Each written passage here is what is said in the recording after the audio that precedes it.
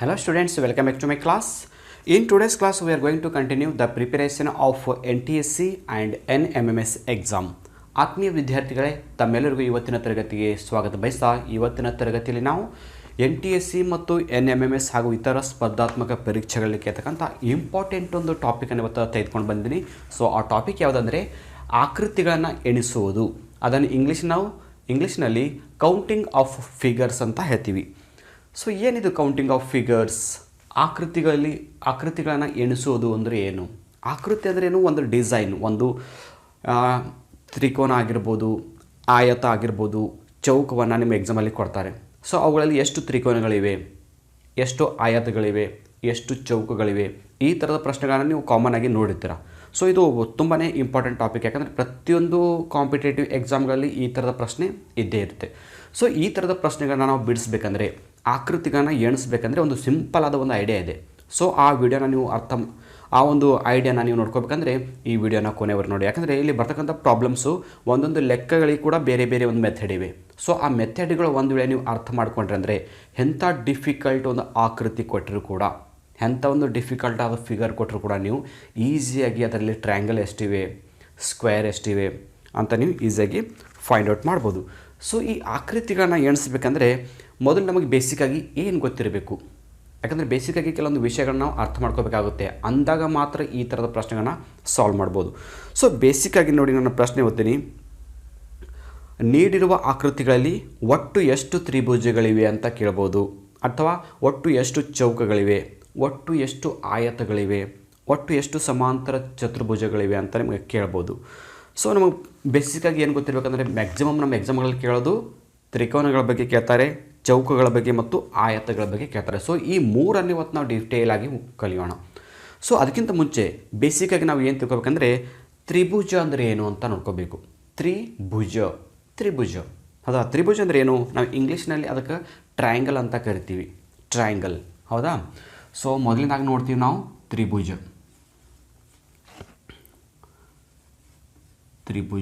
ಇದಕ್ಕೆ ನಾವು ಇಂಗ್ಲೀಷ್ನಲ್ಲಿ ಟ್ರಯಾಂಗಲ್ ಅಂತ ಕರಿತೀವಿ. ಸೊ ತ್ರಿಭುಜ ಅಂದರೆ ಏನಿರುತ್ತೆ? 3 ಬಾಹುಗಳಿಂದ ಆವೃತ್ತವಾದಂಥ ಒಂದು ಆಕೃತಿ ಇರುತ್ತೆ. 3 ಬಾಹುಗಳು ಇರುತ್ತೆ. ಸೊ ನೀವು ಕಾಮನ್ ಆಗಿ ನೋಡಿರ್ತೀರ ತ್ರಿಭುಜ ಅಂದರೆ ನಾವು ಯಾವ್ದು ನೋಡ್ತೀವಿ? ಸೊ ಇದು ಕೂಡ ಒಂದು ತ್ರಿಭುಜ, ಸರಿನಾ? ಇದು ನೋಡಿ, ಇದು ಕೂಡ ಒಂದು ತ್ರಿಭುಜನೇ, ಹೌದಾ? ನೆಕ್ಸ್ಟ್ ಇದು ನೋಡಿ, ಇದು ಕೂಡ ಒಂದು ತ್ರಿಭುಜನೇ. ತ್ರಿಭುಜಗಳ ಒಂದು ರೂಪ ಬೇರೆ ಬೇರೆ ಇರ್ಬೋದು ಅಷ್ಟೇ, ಬಟ್ ಅಲ್ಲಿ ಭುಜಗಳು 3 ಇರುತ್ತೆ ನೋಡಿ. ಇದೊಂದು ಭುಜ, ಇದೊಂದು ಭುಜ, ಇದೊಂದು ಭುಜ, 3 ಭುಜಗಳಿವೆ. ಈ ಡೈಗ್ರಾಮಲ್ಲಿ ಕೂಡ 3 ಭುಜಗಳನ್ನ ಕಾಣ್ತಾ ಇದ್ದೀವಿ. ಇಲ್ಲಿ ಕೂಡ ನಾವು 3 ಭುಜಗಳನ್ನ ಕಾಣ್ತಾ ಇದ್ದೀವಿ. ಸೊ 3 ಭುಜಗಳಿಂದ ಆವೃತ್ತವಾಗಿರಬೇಕು ಒಂದು. ಇನ್ನು ಎರಡನೇದಾಗಿ ಅಲ್ಲಿ 90 ಡಿಗ್ರಿ ಕೋನ ಕೂಡ ಕ್ರಿಯೇಟ್ ಆಗ್ಬೋದು. ಇಲ್ಲಿ ನೋಡಿ, ಈ ಡೈಗ್ರಾಮಲ್ಲಿ 91 ಡಿಗ್ರಿ ಒಂದು ಕೋನ ತಯಾರಾಗ್ತಾ ಇದೆ, ಇಲ್ಲಿ 90 ಡಿಗ್ರಿ. ಸೊ ಇದಕ್ಕೆ ನಾವು ಲಂಬಕೋನ ತ್ರಿಭುಜ ಅಂತ ಹೇಳ್ತೀವಿ, ಲಂಬಕೋನ ತ್ರಿಭುಜ ಅಂತ, ಹೌದಾ? ಸೊ ಇದನ್ನು ನಾವು ತ್ರಿಭುಜ ಅಂತ ಕೇಳ್ತೀವಿ. ನಮ್ಮ ಎಕ್ಸಾಮ್ಗಳಲ್ಲಿ ಏನು ಮಾಡ್ತಾರೆ ಅಂದರೆ ಇದರ ಒಳಗಡೆ ಬೇರೆ ಬೇರೆ ತ್ರಿಭುಜಗಳನ್ನು ಕೊಡ್ತಾರೆ. ನಮಗೆ ಈ ಥರ ಕೊಡ್ಬೋದು. ಸೊ ಈ ಥರ ಕೊಟ್ಟೆ ಮಾಡ್ತಾರೆ, ಇದರಲ್ಲಿ ಎಷ್ಟು ತ್ರಿಭುಜಗಳಿವೆ ಅಂತ ಕೇಳ್ಬೋದು. ಸೊ ಈ ಥರದ ಆಕೃತಿ ಇರುತ್ತೆ. ಸೊ ಇದರಲ್ಲಿ ಎಷ್ಟು ತ್ರಿಭುಜಗಳಿವೆ ಅಂತ ನಿಮ್ಗೆ ಪ್ರಶ್ನೆ ಕೊಟ್ಟು ಆಪ್ಷನ್ಸನ್ನು ಕೊಡ್ತಾರೆ. ಸೊ ಇದ್ರ ಬಗ್ಗೆ ಐಡಿಯಾ ಇರಬೇಕು, ಸರಿನಾ? ನೆಕ್ಸ್ಟ್ ಒಂದೇ ತ್ರಿಭುಜ ಬಗ್ಗೆ ನೋಡಿದ್ವಿ. ಸೊ ಸೆಕೆಂಡ್ ಯಾವುದಂದರೆ ಚೌಕ. ಸೊ ಚೌಕ ನಾವು ಇಂಗ್ಲೀಷ್ನಲ್ಲಿ ಏನು ಕರಿತೀವಿ? ಸ್ಕ್ವೇರ್. SQUAR, square. ಈ ಸ್ಕ್ವೇರ್ ಅಂದ್ರೇನು? ಚೌಕ. ಸೊ ಚೌಕ ಅಂದ್ರೇನು? 4 ಬಾಹುಗಳಿಂದ ಆವೃತ್ತವಾದ 4 ಬಾಹುಗಳ ಅಳತೆಗಳು ಪರಸ್ಪರ ಸಮಾನವಾಗಿದ್ದು ಹಾಗೂ ಯಾವುದೇ 2 ಬಾಹುಗಳ ನಡುವಿನ ಕೋನ 90 ಡಿಗ್ರಿಗೆ ಸಮಾನವಾಗಿದ್ದರೆ ಅದಕ್ಕೆ ನಾವು ಚೌಕ ಅಂತ ಕರಿತೀವಿ, ಹೌದಾ? ಸೊ ಚೌಕಕ್ಕೆ ನಾವು ಇಂಗ್ಲೀಷಲ್ಲಿ ಸ್ಕ್ವೇರ್ ಅಂತ ಕರಿತೀವಿ. ಚೌಕ ಅಂದರೆ ಹೇಗಂದರೆ 4 ಬಾಹುಗಳು ಸಮಾನವಾದ ಸೈಜ್ ಇರುತ್ತೆ, ಇದು ಚೌಕ. ಇದಕ್ಕೆ ನಾವು ಸ್ಕ್ವೇರ್ ಅಂತ ಕರಿತೀವಿ. ಫಾರ್ ಎಕ್ಸಾಂಪಲ್, ಇದು 2 ಸೆಂಟಿಮೀಟರ್ ಇದ್ದರೆ ಇದು ಕೂಡ 2 ಸೆಂಟಿಮೀಟರ್ ಇರುತ್ತೆ, ಈ ಕಡೆ ಕೂಡ 2 ಸೆಂಟಿಮೀಟರ್ ಇರುತ್ತೆ, ಈ ಕಡೆ ಕೂಡ 2 ಸೆಂಟಿಮೀಟರ್. ಅಂದರೆ ಸೇಮ್ ಸೈಜ್ ಇರುತ್ತೆ. ಈ 2 ಬಾಹುಗಳು ಮತ್ತು ಈ 2 ಬಾಹುಗಳ ಒಂದು ಸೈಜು ಸೇಮ್ ಇರುತ್ತೆ. ಮತ್ತು ಮಧ್ಯದಲ್ಲಿ ಇಲ್ಲಿ ಏನಾಗುತ್ತೆ? 90 ಡಿಗ್ರಿ ಕೋನ ತಯಾರಾಗುತ್ತೆ. ಇದನ್ನು ನಾವು ಏನಂತೀವಿ? ಇದಕ್ಕೆ ಚೌಕ ಅಂತ ಕರಿತೀವಿ, ಸ್ಕ್ವಯರ್, ಹೌದಾ? ಎಷ್ಟು ನೋಡಿದ್ವಿ ಚೌಕ ಅಂದ್ರೆ, ಹೌದಾ? ಚೌಕ ಅಂದರೆ ಇಲ್ಲಿ ಏನು ಬೇಕು? 4 ಬಾಹುಗಳಿರುತ್ತೆ, ಜೊತೆಗೆ 90 ಡಿಗ್ರಿ ಕೋನ ತಯಾರಾಗುತ್ತೆ ಮತ್ತು 4 ಬಾಹುಗಳ ಸೈಜ್ ಸೇಮ್ ಇರುತ್ತೆ. ಇದು ಚೌಕ. ಒಂದು ತ್ರಿಭುಜ ಅಂದರೆ ಏನು ತಿಳ್ಕೊಂಡ್ವಿ, ಒಂದು ಚೌಕ ಅಂದರೆ ಏನು ತಿಳ್ಕೊಂಡ್ವಿ, ಇನ್ನೊಂದು ಮೂರನೇದು ಇಂಪಾರ್ಟೆಂಟ್ ಯಾವುದಂದರೆ ಆಯತ. ಸೊ ಆಯತ ಅಂದರೆ ಹೇಗಿರುತ್ತೆ ಇಲ್ಲಿ ಬರಿತೀನಿ ನೋಡಿ. ಥರ್ಡ್ ಒನ್ ಆಯತ. ಸೊ ಆಯತನ್ನು ನಾವು ಇಂಗ್ಲೀಷ್ನಲ್ಲಿ ಏನು ಕರಿತೀವಿ, ರೆಕ್ಟ್ಯಾಂಗಲ್ ಅಂತ ಕರಿತೀವಿ.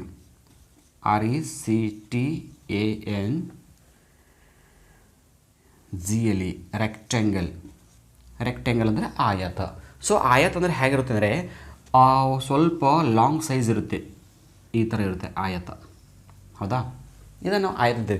ಇದು ಚೌಕ ಮತ್ತು ಆಯತಕ್ಕೆ ಸ್ವಲ್ಪ ವ್ಯತ್ಯಾಸವಿದೆ. ಸ್ಕ್ವೇರೇ ಬೇರೆ, ರೆಕ್ಟ್ಯಾಂಗಲೇ ಬೇರೆ. ಚೌಕ ಅಂದರೆ ಏನಿರುತ್ತೆ, 4 ಬಾಹುಗಳು ಸೇಮ್ ಇರುತ್ತೆ. ಬಟ್ ಆಯತ ಹಾಗಿರೋದಲ್ಲ. ಆಯತಲ್ಲಿ ಏನಿರುತ್ತೆ, ಪರಸ್ಪರ ವಿರುದ್ಧವಾದ ಬಾಹುಗಳು ಸೇಮ್ ಸೈಜ್ ಇರುತ್ತೆ.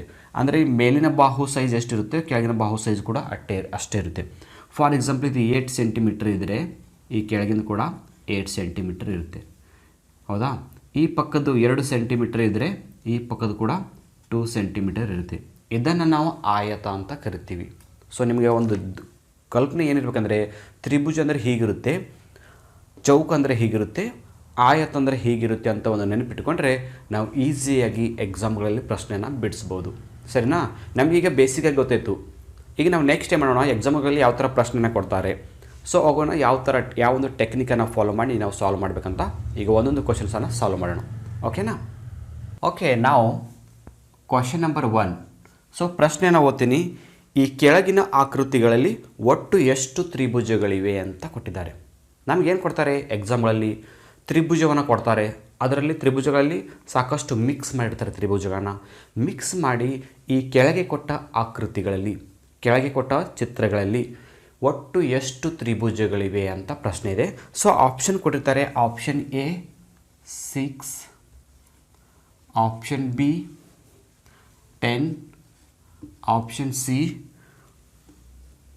11, ಆಪ್ಷನ್ ಡಿ 12. ಸೊ ಈ ಥರ ಕೊಟ್ಟು ಒಂದು ತ್ರಿಭುಜವನ್ನು ಕೊಡ್ತಾರೆ. ನಾವು ತ್ರಿಭುಜವನ್ನು ತೆಗೆದು ತೋರಿಸ್ತೀವಿ ನೋಡಿ, ಯಾವ ಥರ ತ್ರಿಭುಜ ತೆಗೆದಿದ್ದಾರೆ ಅಂತ. ಆ ಥರ ನಾವು ಕೂಡ ತೆಗೆಯೋಣ.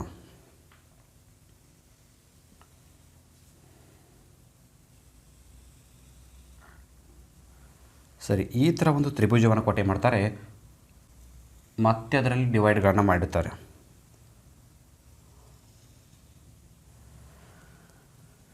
ಓಕೆ ನೋಡಿ, ಇಷ್ಟು ತ್ರಿಭುಜಗಳು ಒಂದರಲ್ಲಿ ಮಿಕ್ಸ್ ಇವೆ. ಇಷ್ಟು ಕೊಟ್ಟಾಗ ನಮ್ಗೆ ಕನ್ಫ್ಯೂಸ್ ಆಗುತ್ತೆ ಯಾವ ತ್ರಿಭುಜಗಳನ್ನ ಎಣಿಸ್ಬೇಕು ಅಂತ. ಸೊ ಈ ಥರ ಪ್ರಾಬ್ಲಮ್ಸನ್ನು ಕೊಟ್ಟಾಗ ನಾವೀಗ ತ್ರಿಭುಜಗಳನ್ನ ಹೇಗೆ ಎಣಿಸ್ಬೇಕು, ಖಾಲಿ ಚಿತ್ರವನ್ನು ಕೊಟ್ಟಿರ್ತಾರೆ ಅವರು. ಈ ಥರ ಚಿತ್ರ, ಅದಕ್ಕೆ ಸಂಬಂಧಪಟ್ಟಂತೆ ಒಂದು ಆಪ್ಷನ್ಸನ್ನು ಕೊಟ್ಟಿರ್ತಾರೆ. ಸೊ ಇಲ್ಲಿ ತ್ರಿಭುಜಗಳು ಅಂದರೆ ನಮ್ಗೆ ಗೊತ್ತಿವೆ 3 ಭುಜಗಳಿರಬೇಕು, ರೈಟ್. ಸೊ ಆ ಥರ ಯಾವ ಥರ ಎಣಿಸ್ಬೇಕಂದ್ರೆ ಇದಕ್ಕೊಂದು ಸಿಂಪಲ್ ಆದ ಒಂದು ಐಡಿಯಾ ಇದೆ.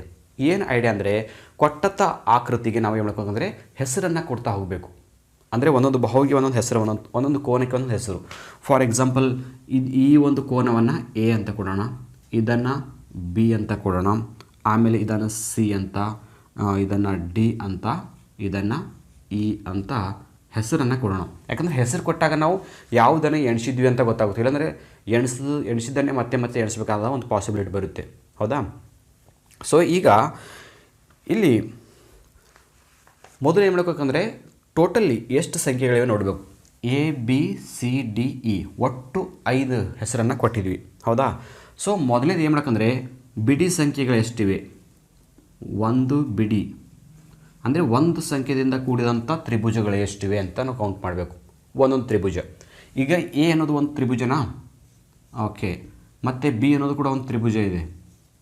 ಈ ಸಿ ಅನ್ನೋದು ಕೂಡ ಒಂದು ತ್ರಿಭುಜ ಆಗುತ್ತೆ. ಡಿ ಅನ್ನೋದು ಕೂಡ ಒಂದು ತ್ರಿಭುಜ ಇದೆ. ಇ ಅನ್ನೋದು ಕೂಡ ಒಂದು ತ್ರಿಭುಜ ಇದೆ. ಸೊ ಎಷ್ಟು ತ್ರಿಭುಜ ಅದು? 1 2 3 4 5 5 ತ್ರಿಭುಜಗಳದು. ಯಾವುದು? ಬಿಡಿ ಸಂಖ್ಯೆಗಳಿಂದ ಎಣಿಸಿದಾಗ, ಕೇವಲ ಎ ಬಿ ಸಿಂಗಲ್ ಸಂಖ್ಯೆಗಳನ್ನು ಎಣಿಸಿದಾಗ. ನೆಕ್ಸ್ಟ್ ಏನು ಮಾಡಬೇಕಂದ್ರೆ, 2 ಬಿಡಿ ಸಂಖ್ಯೆ ಇದನ್ನು ಎಣಿಸಬೇಕು. 2 ಬಿಡಿ ಸಂಖ್ಯೆ ಅಂದರೆ 2 ನಂಬರನ್ನು ತೊಗೋಬೇಕು. ಈಗ ಎ ಮತ್ತು ಬಿ ಅನ್ನೋದು ಒಂದು ತ್ರಿಭುಜ ಆಗುತ್ತೆ ನೋಡಿ. ಹೌದಾ? ಸೊ ಎ ಬಿ ಅನ್ನೋದು ಒಂದು ತ್ರಿಭುಜ.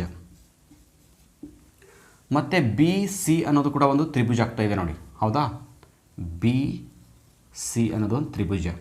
ಆಮೇಲೆ ಸಿ ಮತ್ತು ಡಿ ಅನ್ನೋದು ತ್ರಿಭುಜ ಆಗೋದಿಲ್ಲ. ಯಾಕಂದರೆ 1 2 3 4 5 ಆ್ಯಂಗಲ್ಗಳು, 5 ಬಾಹುಗಳು ಕ್ರಿಯೇಟ್ ಆಗ್ತಿವೆ. ಸೊ ಅದು ಆಗೋದಿಲ್ಲ ಸಿ ಡಿ.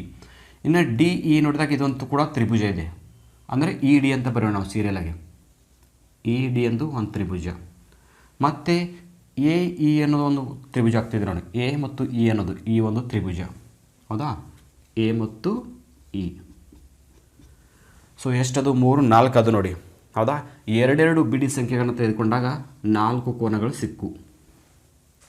ಮೊದಲು ಸಿಂಗಲ್ ಲೆಟರ್ ತೊಗೊಂಡು ನೋಡಿದ್ವಿ, 5 ಟ್ರಯಾಂಗಲ್ ಸಿಕ್ಕು. ಆಮೇಲೆ ಎರಡೆರಡು ಬಿಡಿ ಸಂಖ್ಯೆದು 2 ಬಿಡಿ ಸಂಖ್ಯೆಗಳನ್ನು ನೋಡಿದಾಗ, ಎರಡೆರಡು ಕೂಡಿದಾಗ 1 2 3 4 4 ತ್ರಿಭುಜಗಳು ಬಂದು. ನಾವು ಮತ್ತೆ ಏನು ಮಾಡಬೇಕಂದ್ರೆ, ಈಗ 3 ಇದ್ದುದು ಎಷ್ಟದ ನೋಡಬೇಕು. 3 ಬಿಡಿಗಳು, 3 ಬಿಡಿ ಅಂದರೆ 3 ಲೆಟರ್ದಿಂದ ಕೂಡಿದಂಥ ತ್ರಿಭುಜಗಳು ಎಷ್ಟಿವೆ ನೋಡ್ಕೋಬೇಕು.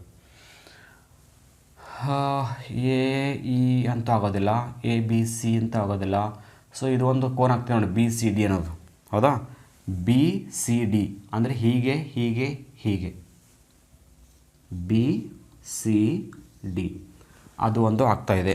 ನೆಕ್ಸ್ಟ್ ಸಿ ಡಿ ಇ, ಇದು ಒಂದು ಕೂಡ ತ್ರಿಭುಜ ಆಗ್ತಿದೆ ನೋಡಿ. C D E, C D E. ಮತ್ತು 3 ಯಾವಾಗುತ್ತೆ ನೋಡಿ, ಡಿ ಇ ಎ ಅಂತೂ ಆಗೋದಿಲ್ಲ, ಎ ಇ ಬಿನೂ ಆಗೋದಿಲ್ಲ, ಎ ಬಿ ಸಿನೂ ಆಗೋದಿಲ್ಲ, ಹೌದಾ? ಅಂದರೆ 3 ಅಕ್ಷರಗಳಿಂದ ಕೂಡಿದಂಥ ಕೋನಗಳು ಎಷ್ಟಾಗ್ತಿವೆ? ಕೇವಲ 2 ಆಗ್ತಿವೆ, 0 2. ಸೊ ನಾವು ಹೀಗೆ ಎಲ್ಲಿವರೆಗೆ ಕೌಂಟ್ ಮಾಡ್ತಾ ಹೋಗಬೇಕಂದ್ರೆ, ಎಷ್ಟು ಲೆಟರ್ ಇವೆ ಅಷ್ಟು ಬಾರಿ ಕೌಂಟ್ ಮಾಡಬೇಕು. ನೋಡಿ ಇಲ್ಲಿ ಎಷ್ಟಿವೆ? 1 2 3 4 5 ಇವೆ. ನಾವೀಗ 3 ಬಿಡಿ ತನಕ ಮುಗಿಸಿದ್ವಿ. ಈಗ 4ನೇ ಬಿಡಿ ಒಂದು ನೋಡಬೇಕು, 4ನೇ ಬಿಡಿ ನೋಡಬೇಕು. ಆನಂತರ 5ನೇ ಬಿಡಿ ಒಂದು ನೋಡಬೇಕು. ಯಾಕಂದರೆ 5 ಲೆಟರ್ಗಳಿವೆ, 5 ಲೆಟರ್ ಅಂದರೆ 5 ಬಿಡಿಗಳನ್ನು ನಾವು ಕೌಂಟ್ ಮಾಡ್ತಾ ಹೋಗಬೇಕು. ಇದು ಸಿಂಪಲ್ ಐಡಿಯಾ ಇದೆ, ಭಾಳ ಸಿಂಪಲ್ ಆಗಿರುತ್ತೆ. ಈ ಥರ ಒಂದು ವೇಳೆ ಸಾಲ್ವ್ ಮಾಡಿದ್ವಿ ಅಂದರೆ ನಮಗಿಲ್ಲಿ ಯಾವುದೇ ಕನ್ಫ್ಯೂಸ್ ಆಗೋದಿಲ್ಲ. ಯಾವ ಕೋನ ಕೌಂಟ್ ಮಾಡಿದ್ವಿ, ಯಾವ ಕೋನನ್ನು ಬಿಟ್ಟಿದ್ವಿ ಅಂತ ತೊಂದರೆನೇ ಇರೋದಿಲ್ಲ. ಸೊ 4 ಇದ್ದದ್ದು ನೋಡಿ, 4 ಇದ್ದದ್ದು ಯಾವುದಾದ್ರೂ ತ್ರಿಭುಜ ಆಗ್ತಿದೆ ನೋಡಿ. ಎ ಬಿ ಸಿ ಡಿ ಇದು ತ್ರಿಭುಜ ಆಗ್ತಿಲ್ಲ, ಬಿ ಸಿ ಡಿ ಇ ಇದು ತ್ರಿಭುಜ ಆಗ್ತಿಲ್ಲ, ಸಿ ಡಿ ಇ ನೋಡಿ 4 ಲೆಟರ್ಗಳಿಂದ ಕೂಡಿದಂಥ ಯಾವುದೇ ತ್ರಿಭುಜ ಆಗ್ತಿಲ್ಲ, ಹೌದಾ? ಸೊ ಇದು 0, ಗ್ಯಾಪ್ ಬಿಟ್ಬಿಡಿ. ನೆಕ್ಸ್ಟ್ ನೋಡಿ, ಈಗ 5 ಬಿಡಿ ಇದು ಅಂದರೆ 5 ಸಂಖ್ಯೆಗಳಿಂದ ಕೂಡಿದಂಥ ಯಾವುದಾದ್ರೂ ತ್ರಿಭುಜ ಇದೆನಾ? ಸೊ ಒಟ್ಟು 5 ಸಂಖ್ಯೆವೆ ಅಂದರೆ ಟೋಟಲಾಗಿ ಇದು ಒಂದು ತ್ರಿಭುಜನೇ, ಒಟ್ಟು ತ್ರಿಭುಜ, ದೊಡ್ಡ ತ್ರಿಭುಜ ಏನಿದೆ, ಹೌದಾ? ಈ ಒಂದು ತ್ರಿಭುಜ ಆಗ್ತಿದೆ. ಯಾವುದು? A B C D E ಅನ್ನೋದು ಒಂದು ತ್ರಿಭುಜ ಆಗ್ತಿದೆ, A B C D E, ಸರಿನಾ? ಅಂದರೆ ಇದು ಎಷ್ಟಿದೆ? ಇಲ್ಲಿ 1 ಆಗ್ತಿದೆ. 5 ಬಿಡಿ ಸಂಖ್ಯೆಯಿಂದ ಕೂಡಿದಂಥದ್ದು 1 ಆಗ್ತಿದೆ. ನಾವು ಏನು ಮಾಡೋಕ್ಕಿಲ್ಲಿ ಬರಿಬೇಕು, ಟೋಟಲಾಗಿ ಎಷ್ಟಿದೆ? 1 ಇದೆ. ಈಗ ನೋಡ್ತಾ ಹೋಗ್ಬೇಕು. 5 ಅದನ್ನ ಇಲ್ಲಿ ಬಿಡಿ 1 2 ಬಿಡಿ 3 ಬಿಡಿ 4 ಬಿಡಿ 5 ಬಿಡಿಗಳು ಅಂದರೆ 5 ಸಂಖ್ಯೆ. ಅದು ನಮಗೆ ಲೆಟರ್ ಕೂಡ 5 ಇವೆ, 5ರವರೆಗೆ ನಾವು ಎಣಿಸಿದ್ವಿ. ಸೊ ಎಣಿಸಿದಾಗ ನಮಗಿಲ್ಲಿ ಎಷ್ಟು ತ್ರಿಕೋನ ಅಂತೇಳಿ ಟೋಟಲ್ ಮಾಡ್ಬೋದು. 5 4 9, 9 2 11, 11 1 12. ಅಂದರೆ ಒಟ್ಟು ಎಷ್ಟು ತ್ರಿಭುಜಗಳಿವೆಂದರೆ 12 ತ್ರಿಭುಜಗಳಿವೆ. ನೋಡಿ ಎಷ್ಟು ಸಿಂಪಲ್ ಆಗಿದೆ. ನಾವು ಇಲ್ಲೇ ಕೌಂಟ್ ಮಾಡ್ತಾ ಹೋದಾಗ ಏನಾಗುತ್ತೆ? ಕನ್ಫ್ಯೂಸ್ ಆಗುತ್ತೆ. ಒಂದೊಂದು ಸಲ 2 ಲೆಟ್ರಿದ್ದು ಕೌಂಟ್ ಮಾಡ್ತೀವಿ, ಒಂದು ಸಲ 3 ಕೌಂಟ್ ಮಾಡ್ತೀವಿ, ಒಂದು ಸಲ 4 5 ಈ ಥರ ಕೌಂಟ್ ಮಾಡ್ತೀವಿ, ಕನ್ಫ್ಯೂಸ್ ಆಗುತ್ತೆ. ಸೊ ಈ ಒಂದು ಮೆಥಡನ್ನು ನೀವು ಸಿಂಪಲ್ಲಾಗಿ ಫಾಲೋ ಮಾಡಿ, ಹೌದಾ? ಕೊಟ್ಟಂಥ ತ್ರಿಭುಜಕ್ಕೆ ನಾವು ಮಾಡಬೇಕು, ಹೆಸರನ್ನು ಕೊಡ್ತಾ ಹೋಗಬೇಕು. ಹೆಸರನ್ನು ಕೊಟ್ಟಾಗ 1 ಸಂಖ್ಯೆದು ಎಷ್ಟು ತ್ರಿಭುಜ ಆಗ್ತಿವೆ, 2 ಲೆಟ್ರದ್ದು ಎಷ್ಟು ತ್ರಿಭುಜ ಆಗ್ತಿವೆ, 3 ಲೆಟ್ರದ್ದು ಎಷ್ಟು ತ್ರಿಭುಜ ಆಗ್ತಿವೆ, ಎಲ್ಲಿವರೆಗೆ ಎಣಿಸ್ಬೇಕಂದ್ರೆ ಇಲ್ಲಿ ಎಷ್ಟು ಲೆಟ್ರ್ ಇವೆ ಅಲ್ಲಿವರೆಗೆ ಎಣಿಸ್ಬೇಕು. ಇದು ಸಿಂಪಲ್ ಆದ ಟೆಕ್ನಿಕ್, ಓಕೆನಾ? ನಾವು ಮತ್ತೀಗ ನೆಕ್ಸ್ಟ್ ಕ್ವಶನ್ಗೆ ಹೋಗೋಣ. Question number 2. ಓಕೆ, ನಾವು ಕ್ವಶನ್ ನಂಬರ್ 2. ಸೊ ಪ್ರಶ್ನೆ 2 ಕೂಡ ಡಿಫ್ರೆಂಟ್ ಆಗಿದೆ, ಸ್ವಲ್ಪ ಗಮನವಿಟ್ಟು ಕೇಳಿ. ಇದು ಒಂದು ಮೊದಲನೇ ಕ್ವಶನ್ಗೂ ಈ ಕ್ವಶನ್ಗೂ ಸ್ವಲ್ಪ ವ್ಯತ್ಯಾಸ ಇದೆ. ಸೊ ಪ್ರಶ್ನೆಯನ್ನು ಒತ್ತಿ ನೋಡಿ. ಈ ಆಕೃತಿಯಲ್ಲಿರುವ ಒಟ್ಟು ಚೌಕಗಳೆಷ್ಟು? ಸೊ ಈ ಆಕೃತಿಯಲ್ಲಿ ಎಷ್ಟು ಚೌಕಗಳು ಬರ್ತಿವೆ ಅಂತ, ಸ್ಕ್ವೇರ್ಗಳು ಎಷ್ಟಿವೆ, ಹೌದಾ? ಸೊ ನೋಡೋಣ, ಕೌಂಟ್ ಮಾಡೋಣ. ಈಗ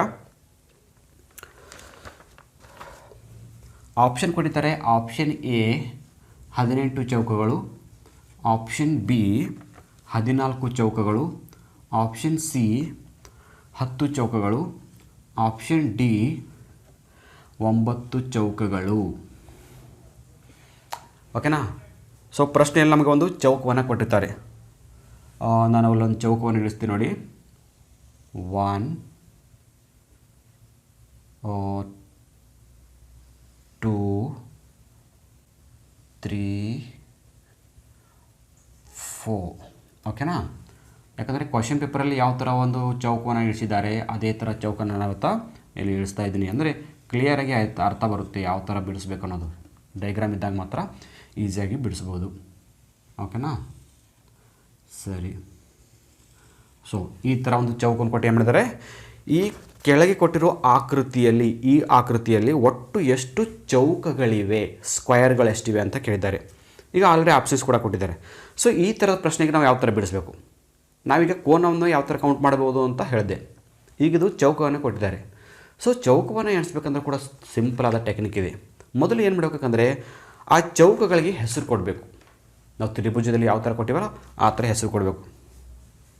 ನೋಡಿ, A B C D E F G H I.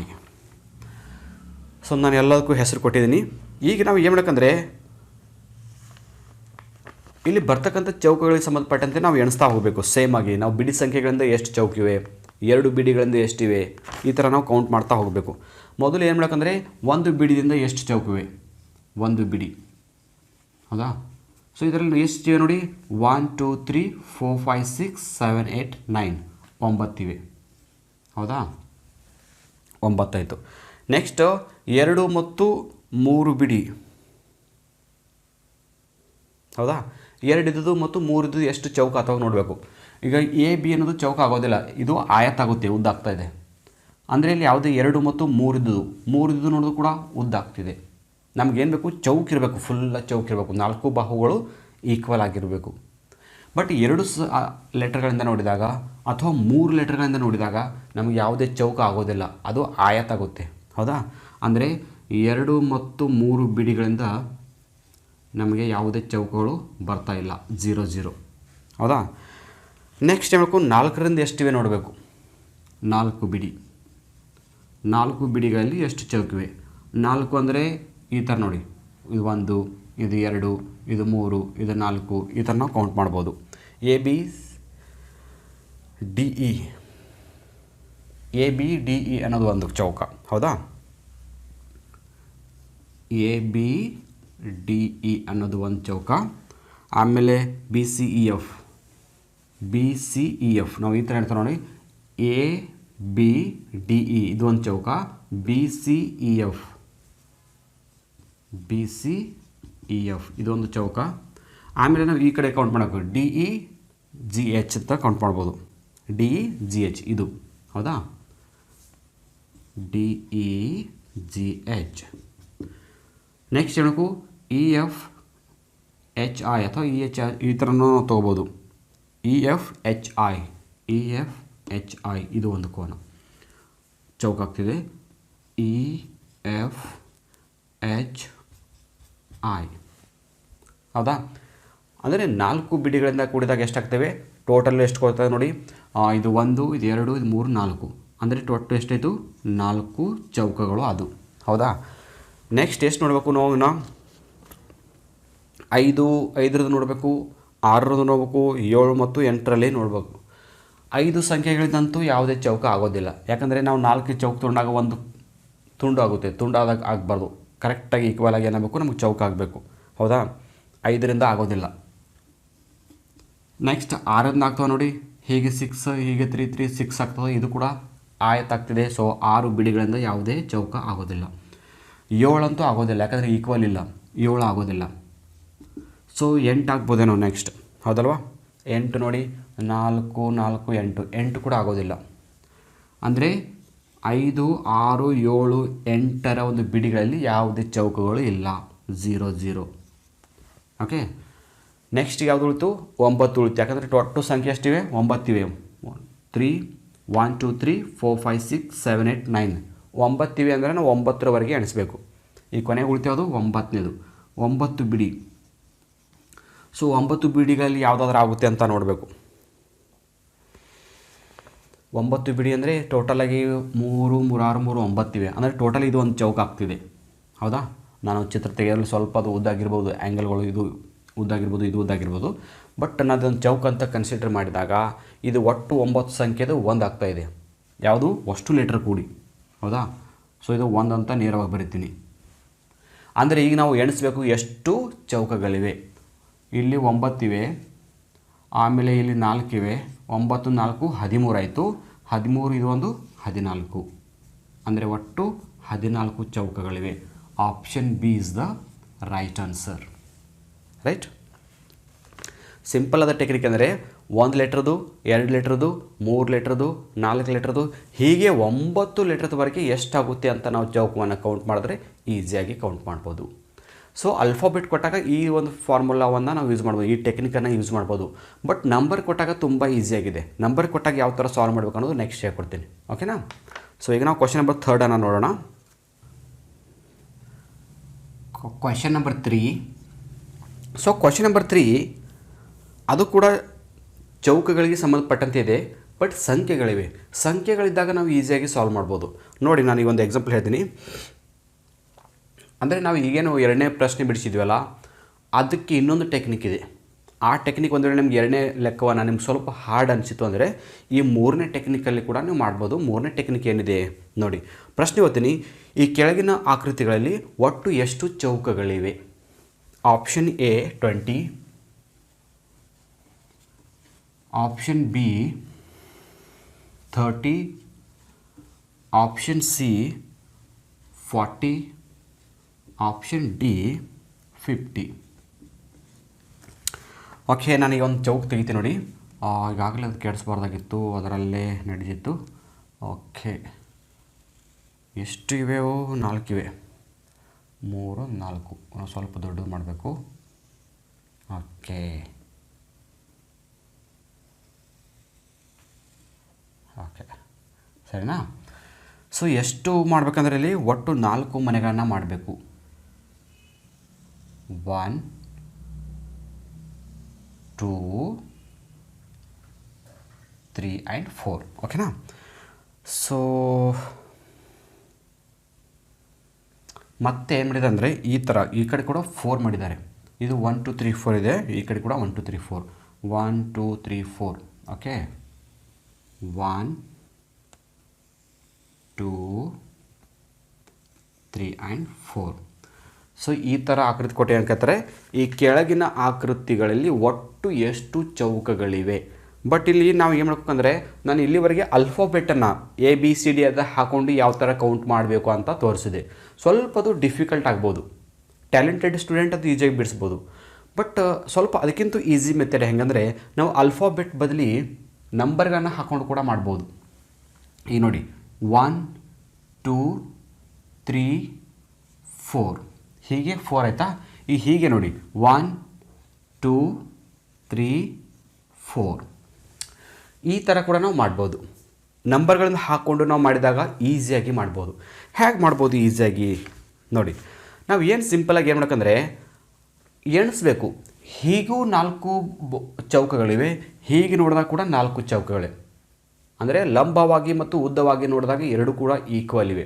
ಎರಡು ಈಕ್ವಲ್ ಇದ್ದಾಗ ನಾವು ಏನು ಮಾಡ್ಬೇಕಂದ್ರೆ ಜಸ್ಟ್ ಈ ಸಂಖ್ಯೆಗಳಿಗೆ ಸ್ಕ್ವಯರ್ ಮಾಡ್ತಾ ಹೋಗಬೇಕು, ವರ್ಗ ಮಾಡ್ತಾ ಹೋಗಬೇಕು. ನಮಗೆ ಒಟ್ಟು ಎಷ್ಟಿವೆ ಅಂತ ಸಿಗುತ್ತೆ. ಸಿಂಪಲ್ ಟೆಕ್ನಿಕ್ ನೋಡಿ, ನಾನು ಹೇಳ್ತಿರೋದು ಬಹಳ ಗಮನವಿಟ್ಟು ಕೇಳಿ. ಹೀಗೂ ಸಂಖ್ಯೆಗಳು ಮತ್ತು ಹೀಗೂ ಚೌಕಗಳು ಈಕ್ವಲ್ ಆಗಿರಬೇಕು.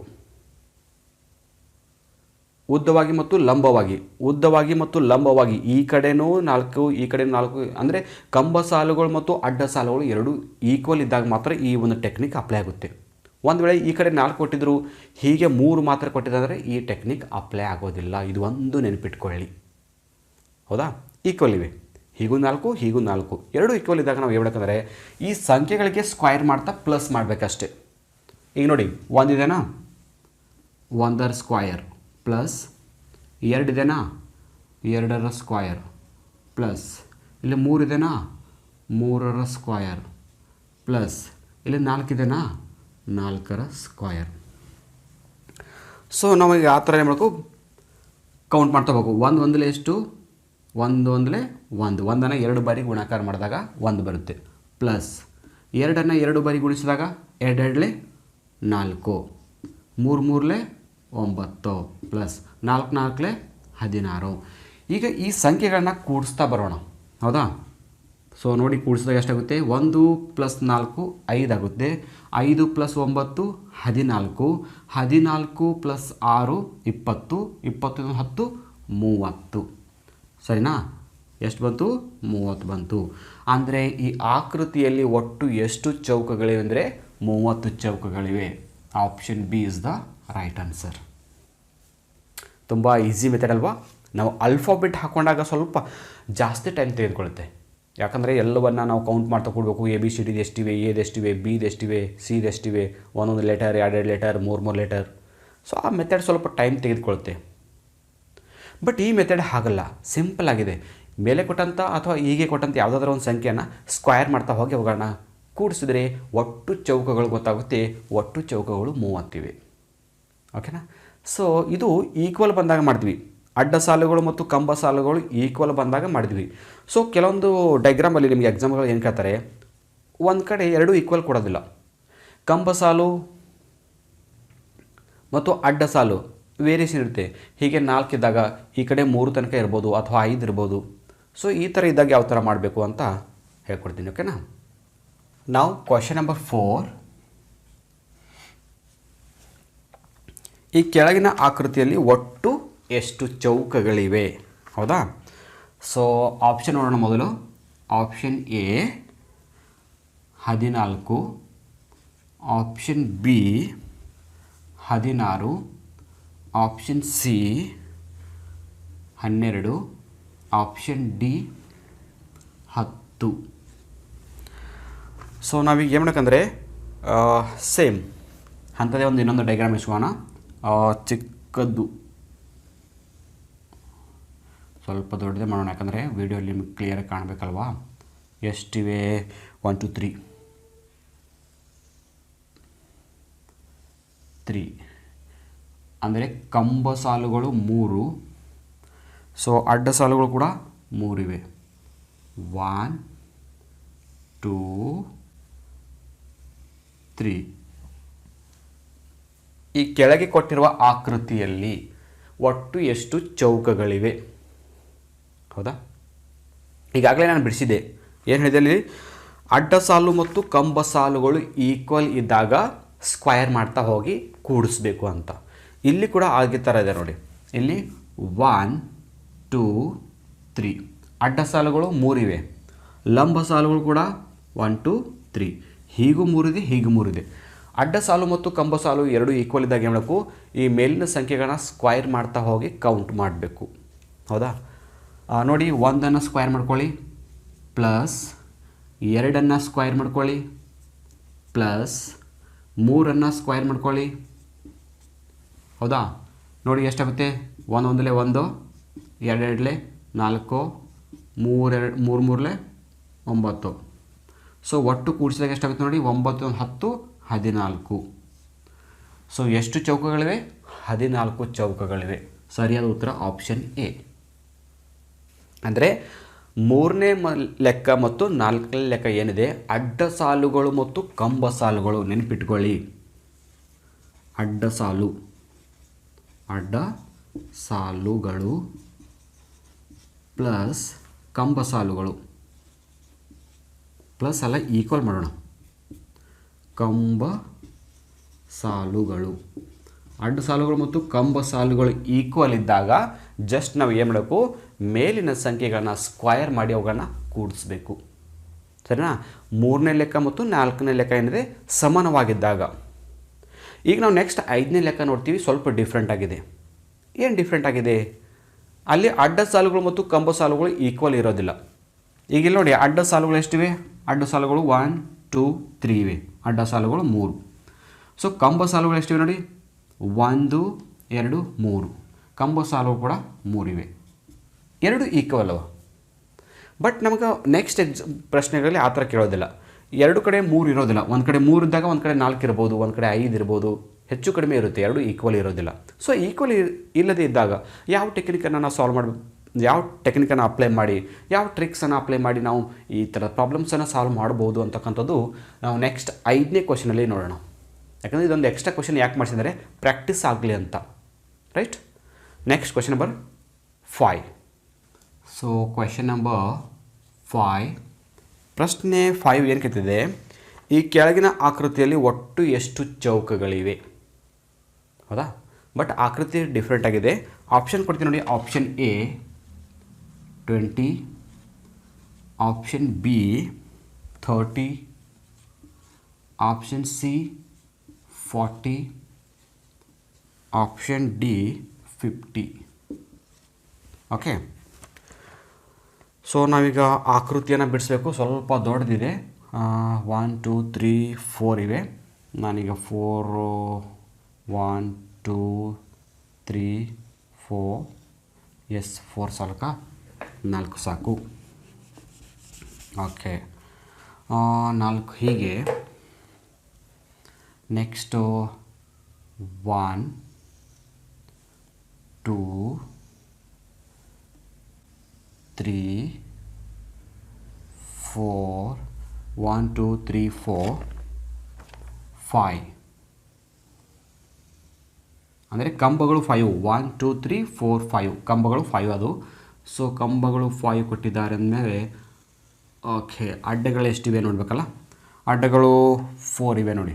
This is 1 and this 2, this 3 and this is 4. ಓಕೆನಾ? ಸ್ವಲ್ಪ ಡೈಗ್ರಾಮ್ ನೀಟಾಗಿ ಬರಲಿಕ್ಕಿಲ್ಲ, ಬಟ್ ನಾವಿಲ್ಲಿ ನೇರವಾಗಿ ಆನ್ಸರನ್ನು ಯಾವ ಥರ ಬರಿಬೋದು ಅಂತ ಹೇಳ್ಕೊಡ್ತೀನಿ. ಸೊ ಈ ಥರ ನಿಮ್ಗೆ ಡೈಗ್ರಾಮ್ ಕೊಟ್ಟು ಸ್ವಲ್ಪ ಕ್ರಾಸ್ ಬಂದಿದೆ ಮತ್ತು ಹಾಗಂತ ಇವಾಗ ಚೌಕ ಅಲ್ಲ ಅಂತ ಅನ್ಕೋಬೇಡಿ. ಇವೆಲ್ಲ ಚೌಕನೇ ಅಷ್ಟು. ಓಕೆನಾ? ಯಾಕಂದರೆ ಬೋರ್ಡ್ ಮೇಲೆ ನೀಟಾಗಿ ಬರ್ತಾಯಿಲ್ಲ, ಸ್ವಲ್ಪ ಕ್ರಾಸ್ ಆಗ್ತಾಯಿದೆ. ದೊಡ್ಡ ಡೈಗ್ರಾಮ್ ಇದೆ ನೋಡಿ. ಕಂಬ ಸಾಲುಗಳು ಎಷ್ಟಿವೆ ನೋಡ್ಬೇಕು ಮೊದಲು. ಕಂಬ ಸಾಲು ನಂಬರ್ 1, ಇದು ಒಂದು ಕಂಬ ಸಾಲು, ಇದು 2, ಇದು 3, ಇದು 4, 5. ಕಂಬ ಸಾಲುಗಳು ಎಷ್ಟಿವೆ? 5 ಇವೆ.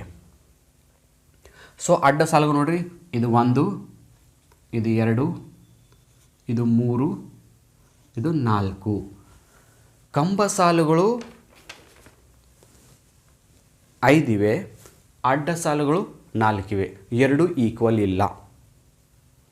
3ನೇ ಮತ್ತು 4ನೇ ಲೆಕ್ಕದಲ್ಲಿ 2 ಈಕ್ವಲ್ ಇದ್ದು ಮೇಲಿನ ಸಂಖ್ಯೆಗಳನ್ನ ಸ್ಕ್ವೈರ್ ಮಾಡಿ ಲೆಕ್ಕ ಮಾಡಿದ್ವಿ. ಬಟ್ ಇಲ್ಲಿ ಅಡ್ಡ ಸಾಲುಗಳು ಮತ್ತು ಕಂಬ ಸಾಲುಗಳು ಈಕ್ವಲ್ ಇಲ್ಲ. ಈಕ್ವಲಿ ಇಲ್ಲ ಅಂದಾಗ ಯಾವ ಟೆಕ್ನಿಕನ್ನು ಫಾಲೋ ಮಾಡಬೇಕು? ಸೊ ಸಿಂಪಲಾಗಿ ಏನು ಮಾಡಬೇಕಂದ್ರೆ ಗುಣಾಕಾರ ಮಾಡ್ತಾ ಹೋಗಬೇಕು. ಹೇಗೆ ಗುಣಾಕಾರ ಮಾಡಬೇಕು? 5 ಗುಣ್ಲೆ 4, 4 ಗುಣ್ಲೆ 3, 3 ಗುಣ್ಲೆ 2, 2 ಗುಣ್ಲೆ 1. ಇಷ್ಟು ಗುಣಾಕಾರ ಮಾಡಿದರೆ ಮುಗಿದೋಯ್ತು. ಅರ್ಥ ಆಯ್ತಾ? ಇನ್ನೊಂದು ಬರಿ ಹೇಳ್ತೀನಿ ನೋಡಿ. ಅಡ್ಡ ಸಾಲುಗಳು ಮತ್ತು ಕಂಬ ಸಾಲುಗಳು ಸಮವಾಗಿ ಇಲ್ಲದಿದ್ದಾಗ, ಹೀಗೆ 5 ಇವೆ, ಹೀಗೆ 4 ಇವೆ, ಈಕ್ವಲ್ ಇಲ್ಲ. ಸೊ ಈಕ್ವಲ್ ಇಲ್ಲದಿದ್ದಾಗ ಏನು ಮಾಡಬೇಕಂದ್ರೆ ಈ ಸಂಖ್ಯೆಯನ್ನು ಈ ಸಂಖ್ಯೆಗೆ ಗುಣಾಕಾರ ಮಾಡಬೇಕು.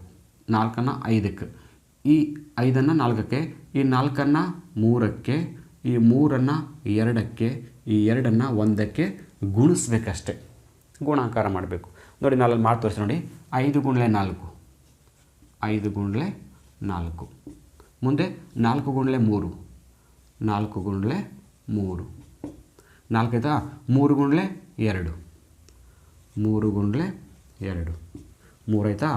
ಮುಂದೆ 3 ಗುಣ್ಲೆ 2 ಗುಣ್ಲೆ 1, 2 ಗುಣ್ಲೆ 1. ಸೊ ಈಗ ನಾವು ಏನು ಮಾಡಬೇಕು? ಗುಣಾಕಾರ ಮಾಡಬೇಕು. 5 4 ಎಷ್ಟು? 20, 4 3 12, 3 2 6, 2 1 2. ಸೊ ಈಗ ಕೂಡಿಸ್ತಾ ಹೋಗಿ ಕೌಂಟ್ ಮಾಡಿ ನೋಡಿ. 20 + 12 32, 32 + 6 38, 38 + 2 40, 40. So option C is the right answer. ಅಂದರೆ ಈ ಕೊಟ್ಟಿರುವ ಒಂದು ಆಕೃತಿಯಲ್ಲಿ ಒಟ್ಟು 40 ಚೌಕಗಳಿವೆ. ಸೊ ಎಷ್ಟು ಈಜಿ ಇದೆ ಅಲ್ವಾ? ಚೌಕಗಳ ಎಣಿಸೋದಂತೂ ತುಂಬ ಈಸಿ.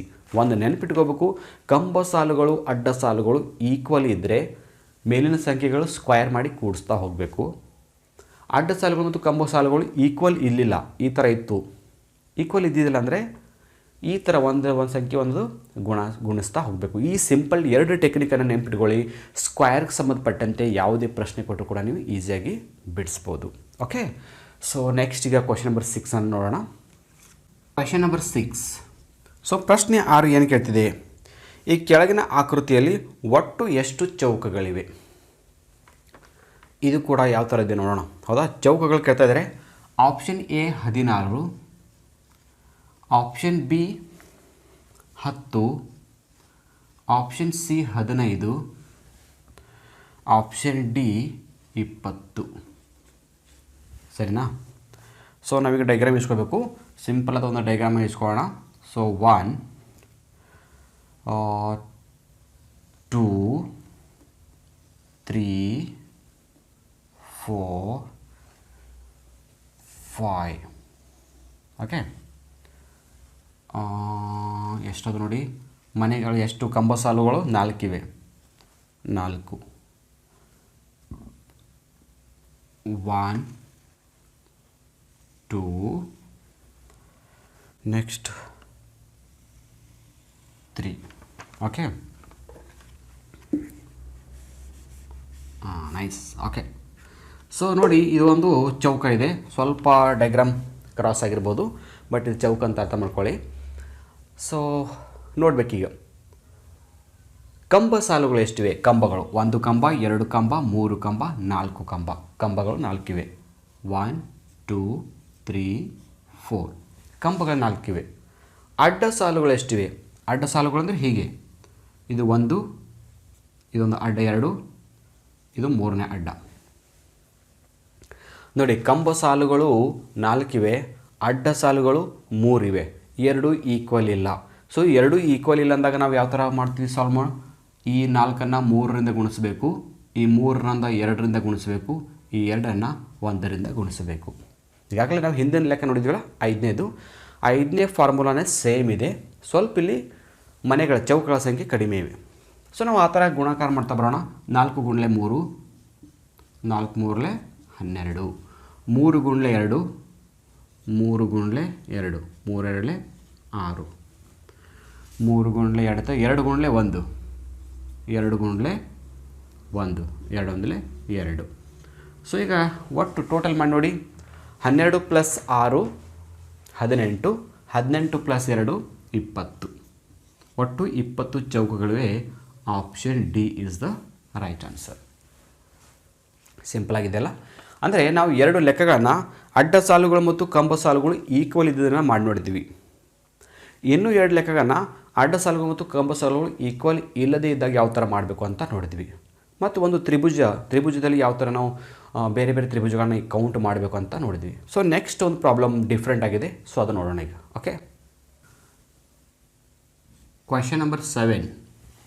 ಸೊ ಕ್ವೆಶ್ಚನ್ ನಂಬರ್ 7 ಏನು ಕೇಳ್ತಾ ಇದೆ ನೋಡೋಣ. ಈ ಕೆಳಗಿನ ಆಕೃತಿಗಳಲ್ಲಿ ಒಟ್ಟು ಎಷ್ಟು ತ್ರಿಭುಜಗಳಿವೆ? ಮತ್ತೆ ತ್ರಿಭುಜದ ಲೆಕ್ಕ ಬಂತು. ಸೊ ತ್ರಿಭುಜದ ಬಂದಾಗ ಸ್ವಲ್ಪ ನಾವು ಏನು ಬೇಕಂದರೆ ಸ್ವಲ್ಪ ಡಿಫಿಕಲ್ಟ್ ಅನಿಸುತ್ತೆ. ಚೌಕಗಳು ಮತ್ತು ಆಯತಗಳನ್ನ ನಾವು ಈಸಿಯಾಗಿ ಫೈಂಡ್ ಔಟ್ ಮಾಡ್ಬೋದು. ಬಟ್ ಟ್ರ್ಯಾಂಗಲ್, ತ್ರಿಭುಜಗಳಿಗೆ ಸಂಬಂಧಪಟ್ಟಂತೆ ನಾವು ಬಿಡಿ ಸಂಖ್ಯೆಯಿಂದ ಕೌಂಟ್ ಮಾಡಬೇಕಾಗುತ್ತೆ. ಬಿಡಿ, ಆಮೇಲೆ 2 ಬಿಡಿ, 3 ಬಿಡಿ, 4 ಬಿಡಿ, ಈ ಥರ ಪ್ರತಿಯೊಂದನ್ನು ಎಣಿಸ್ಬೇಕಾಗುತ್ತೆ. ಸ್ವಲ್ಪ ಡಿಫಿಕಲ್ಟ್ ಅನಿಸಿದ್ರು ಕೂಡ ಸ್ವಲ್ಪ ಪ್ರಾಕ್ಟೀಸ್ ಮಾಡಿದ್ರೆ ಈಸಿಯಾಗಿ ಸಾಲ್ವ್ ಮಾಡ್ಬೋದು. ಸೊ ಈಗ ಒಂದು ಡಿಫ್ರೆಂಟ್ ಆದ ಒಂದು ತೋರಿಸ್ತೀನಿ. ಈಗ ನೋಡೋಣ, ಒಂದು ಟ್ರಯಾಂಗಲನ್ನು ಎಣಿಸ್ತೀನಿ. ಅದಕ್ಕಿಂತ ಮುಂಚೆ option A 5, option B 6, option C 8, option D 10. ಹೌದಾ? ಸೊ ತ್ರಿಭುಜ ಯಾವ ಥರ ತೆಗೆದಿದ್ದಾರೆ ಅಂದರೆ 1 2 3 4 5 ಈ ಥರ ತೆಗೆದಿದ್ದಾರೆ.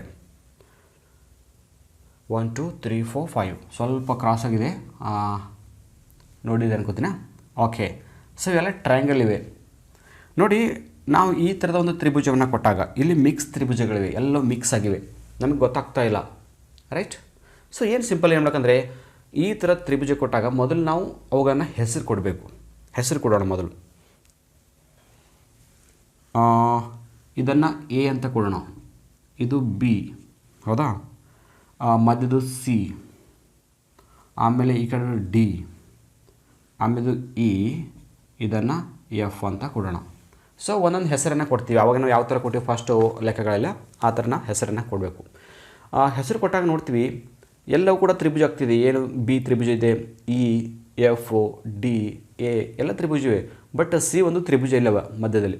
1 2 3 4 ಅಲ್ಲಿ 4 ಬಾಹುಗಳಿವೆ. ತ್ರಿಭುಜ ಅಂದರೆ 3 ಬಾಹು ಇರಬೇಕು. ಹೌದಾ? ಸೊ ನಾವೀಗ ಏನು ಮಾಡಬೇಕಂದ್ರೆ ಈ ಥರದ ಪ್ರಾಬ್ಲಮ್ಸ್ ಕೊಟ್ಟಾಗ ಮೊದಲು ನಾವು ಒಂದೊಂದು ಲೆಟರ್ಗಳಿಂದ ಎಷ್ಟು ತ್ರಿಭುಜ ಆಗ್ತಿದೆ ನೋಡಬೇಕು. ಹೌದಾ? ಒಂದು ಬಿಡಿಗಳಿಂದ ಎಷ್ಟು ತ್ರಿಭುಜ ಆಗ್ತಿದೆ ನೋಡಿ.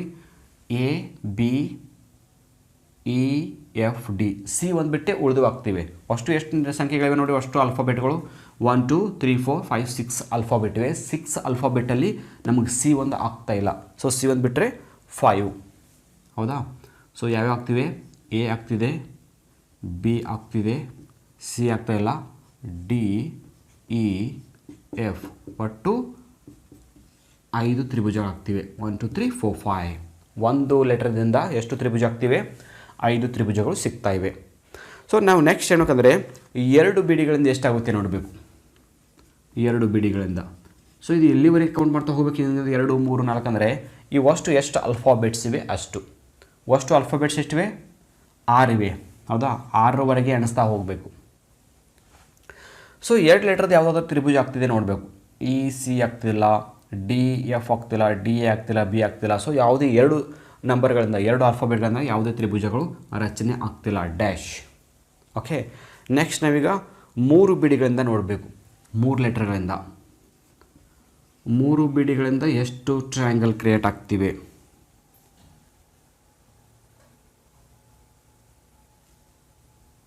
ಇಲ್ಲಿ ನೋಡ್ತೀವಿ ಎ ಸಿ ಎಫ್ ಈ ಒಂದು ತ್ರಿಭುಜ ಆಗ್ತಿದೆ. A C F. ಹೌದಾ? ಎ ಸಿ ಎಫ್ ಒಂದು. ಆಮೇಲೆ ಎ ಸಿ ಎಫ್ ಹೀಗೆ ಎ ಸಿ ಇ ಒಂದು. ಹೌದಾ? ಎ ಸಿ ಇ ಇದೊಂದು ತ್ರಿಭುಜ ಆಗ್ತಿದೆ. ನೆಕ್ಸ್ಟ್ ಇ ಸಿ ಡಿ ಅಂತಕ್ಕಂಥದ್ದು ಇದೊಂದು ತ್ರಿಭುಜ ಆಗ್ತಿದೆ ನೋಡಿ. ಹೌದಾ? ಇ ಸಿ ಡಿ 3 ಅದು. ನೆಕ್ಸ್ಟ್ ಬಿ ಸಿ ಎಫ್ ಇದೊಂದು ಕೂಡ ತ್ರಿಭುಜ ಆಗ್ತಿದೆ ನೋಡಿ. ಬಿ ಸಿ ಎಫ್ ಅನ್ನತಕ್ಕಂಥದ್ದು ಒಂದು ತ್ರಿಭುಜ. ಆಮೇಲೆ ಬಿ ಸಿ ಡಿ ಕೂಡ ಒಂದು ತ್ರಿಭುಜ ಆಗ್ತಿದೆ ನೋಡಿ. ಹೌದಾ? B C D. ಸೊ ಒಟ್ಟು ಎಷ್ಟಾಗಿವೆ ಅಂದರೆ 1 2 3 4 5 ಅಂದರೆ ಇಲ್ಲಿ 5 ತ್ರಿಭುಜಗಳು ಸಿಕ್ಕು. ಯಾವುದರಲ್ಲಿ? 3 ಲೆಟರ್ಗಳಿಂದ 5 ತ್ರಿಭುಜಗಳು ಆಗ್ತಿವೆ. ಸೊ ನೆಕ್ಸ್ಟ್ ನಾವು ಬೇಕು 4 ಲೆಟರ್ಗಳಿಂದ ಎಷ್ಟಾಗುತ್ತೆ ಅಂತ ನೋಡಬೇಕು. ಓಕೆನಾ? ಸೊ 4ರಿಂದ 5ರಿಂದ 6ರಿಂದ 7ರಿಂದ ತ್ರಿಭುಜಗಳು ಆಗೋದಿಲ್ಲ. ಯಾಕಂದರೆ ತ್ರಿಭುಜಗಳಲ್ಲಿ ಹೆಚ್ಚಾಗಿ ಏನಾಗುತ್ತೆ ಅಂದರೆ 1 2 3 ಮಾತ್ರ ಆಗುತ್ತೆ ಜಾಸ್ತಿ ತ್ರಿಭುಜಗಳಲ್ಲಿ. ಇಲ್ಲಿ ನಾವು ನೋಡಿ ಈಗ 4 ಲೆಟರ್ದಿಂದ ಯಾವುದೇ ತ್ರಿಭುಜ ಆಗ್ತಾಯಿಲ್ಲ. 5 ಲೆಟರ್ದಿಂದ ಕೂಡ ನೋಡಿದಾಗ ಯಾವುದೇ ತ್ರಿಭುಜ ಆಗ್ತಾಯಿಲ್ಲ. 6ದಿಂದ ಆಗ್ತಾಯಿಲ್ಲ ನೋಡಿ. 6 ಲೆಟರ್ ಪೂರ ಆಗ್ತಾಯಿಲ್ಲ, ಆಗೋದು ಇಲ್ಲ. ನಮಗೆ ಸಿಗ್ತಾ ಇರೋದು 1 ಬಿಡಿದಾಗ ಮತ್ತು 3 ಬಿಡಿದಾಗ ಮಾತ್ರ ಸಿಗ್ತಿದೆ. ಈ 2 ಸಂಖ್ಯೆಗಳಿದ್ದಾಗ ಕೂಡ ನಮಗೆ ಸಿಗ್ತಾ ಇಲ್ಲ. ಸೊ ಈಗ ಕೌಂಟ್ ಮಾಡಬೇಕು ಎಷ್ಟಾಗಿವೆ. 1 ಬಿಡಿದಾಗ 5 ಆಗಿವೆ. ಹೌದಾ? ಪ್ಲಸ್ 2 ಬಿಡಿದಾಗ ಯಾವುದೇ ಇಲ್ಲ. 3 ಬಿಡಿದಾಗ ಅಲ್ಲಿ ಕೂಡ 5 ಇವೆ. ಅಂದರೆ ಒಟ್ಟು ಎಷ್ಟು ತ್ರಿಭುಜಗಳು ಸಿಕ್ಕು ನಮಗೆ? 10 ತ್ರಿಭುಜಗಳು ಸಿಕ್ಕು. ಹೌದಾ? So option D is the right answer. Okay. So ತ್ರಿಭುಜ ಎಣಿಸ್ತಕ್ಕಂಥ ಮೆಥಡ್ ತುಂಬ ಸಿಂಪಲ್ ಆಗಿದೆ. ಕನ್ಫ್ಯೂಸ್ ಮಾಡ್ಕೊಬಾರ್ದು ಅಷ್ಟೇ. ಒಂದೊಂದು ಸಂಖ್ಯೆಗಳಿಂದ ಎಷ್ಟಿವೆ, 2 ಸಂಖ್ಯೆದು ಎಷ್ಟಿವೆ, 3 ಸಂಖ್ಯೆದು ಎಷ್ಟಿವೆ ಕೌಂಟ್ ಮಾಡ್ತಾ ನೀಟಾಗಿ ಕೌಂಟ್ ಮಾಡೋಕ್ಕೂ ಒಂದೊಂದು ಸಲ ಮಿಸ್ ಆಗ್ತಕ್ಕಂಥ ಪಾಸಿಬಿಲಿಟಿ ಇದೆ. ಈ ಫಾರ್ ಎಕ್ಸಾಂಪಲ್ 3 ಇದೆ ನೋಡಿ. ಈ 3 ಇದ್ದಾಗ ಸ್ವಲ್ಪ ಕನ್ಫ್ಯೂಸ್ ಆಗುತ್ತೆ. ಕ್ಲಿಯರಾಗಿ ಒಂದೊಂದು ನಾವು ಆಲ್ಫಾಬೆಟ್ ಪ್ರಕಾರ ಸೀರಿಯಲಾಗಿ ಹೋಗಬೇಕು. ಮೊದಲು ಎ ದಿಂದ ನೋಡಬೇಕು, ಆನಂತರ ಬಿ ದಿಂದ, ಆನಂತರ ಸಿ ದಿಂದ, ಈ ಥರ ಕೌಂಟ್ ಮಾಡ್ತಾ ಹೋದರೆ ಈಸಿಯಾಗಿ ಗೊತ್ತಾಗುತ್ತೆ. ಓಕೆ. ಸೊ ಈಗ ಕೊನೆಯ ಪ್ರಶ್ನೆ ನೋಡೋಣ. Question number 8. So question number 8 ಏನಿದೆ ಇದು ಕೂಡ ತ್ರಿಭುಜಕ್ಕೆ ಸಂಬಂಧಪಟ್ಟಂತೆ ಪ್ರಶ್ನೆ ಇದೆ. ಸ್ವಲ್ಪ ತುಂಬಾ ಲಾಂಗ್ ಆಗಿದೆ. ಸೊ ನೋಡೋಣ ಯಾವ ಥರ ಇದೆ.